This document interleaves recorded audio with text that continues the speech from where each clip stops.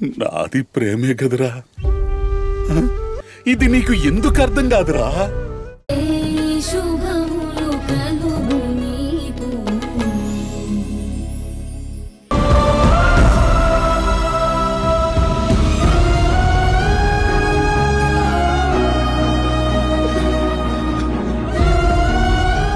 ఏమైందమ్మా?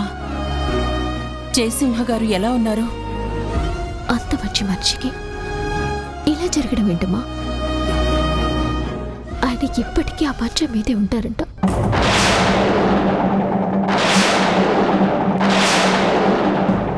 నా మనసుకి చాలా కష్టంగా ఉందమ్మా.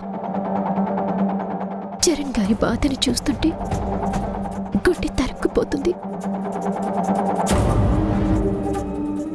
ఆయన్ని ఓదార్చడమే కష్టమైపోయింది. మరి అంత గట్టిగా ఉండే తండ్రి కళ్ళ ముందే అలా అయిపోతే ఏ బిడ్డకైనా బాధే కదమ్మా. పాపం చరణ్ గారికి పెళ్లి కూడా ఫిక్స్ అయింది. ఇంత బాధలో ఆయన ఈ పెళ్లి ఎలా చేసుకుంటారు? పాపం చరణ్ గారు, ఆయనకు అమ్మ ఎటూ లేరు, నాన్న కూడా ఇలా అయిపోయారు. ఏమ్మా, మనం రేపు వెళ్ళి జయసింహ గారిని చూసొద్దాం. హాస్పిటల్కి వద్దమ్మా. ఆయన్ని రేపు మార్నింగ్ డిశ్చార్జ్ చేస్తారంట. సరే, వీలు చూసుకొని ఇంటికే వెళ్దాం.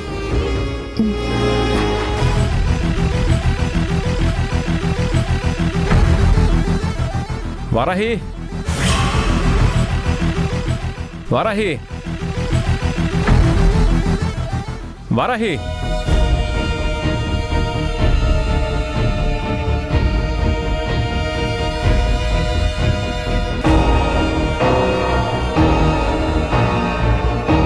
అత్తయ్య గారు, వారాహి ఏది? ఇంకా రాలేదా చరణ్ దగ్గర నుంచి?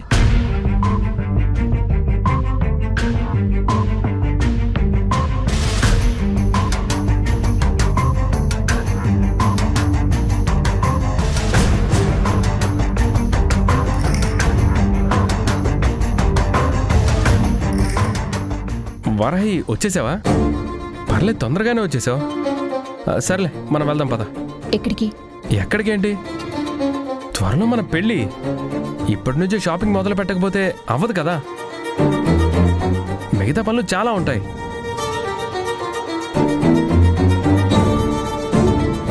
నేనిప్పుడు రాలేను.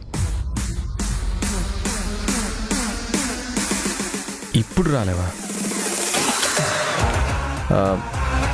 మరెప్పుడు వస్తావు? మన పెళ్ళి అయిపోయాక?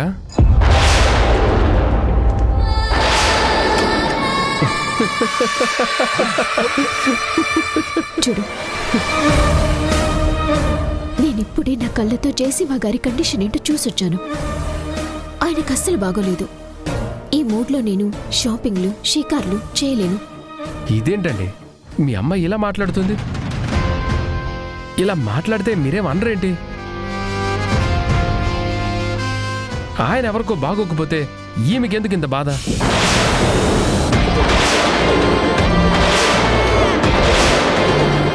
ఈవిడ మూడ్ ఆఫ్ చేసుకోవడం ఏంటి? కాబోయే మొగుణ్ణి నాకు నో చెప్పడం ఏంటి? ఇంటల్లుడు అంటే ఇంత కూడా మర్యాద లేదా?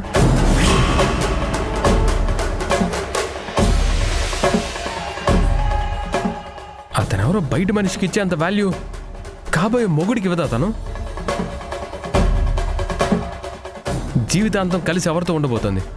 నాతోనేనా, వాళ్ళెవరితోనైనా?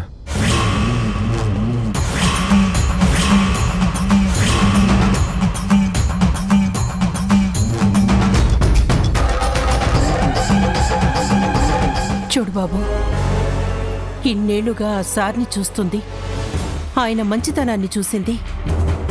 ఆ మాత్రం అభిమానం ఉండదా చెప్పు? ఏదో ఆ బాధలో ఉండి అలా మాట్లాడుతోంది. అవన్నీ పట్టించుకోకండి. వారాహి మీతో వస్తుంది.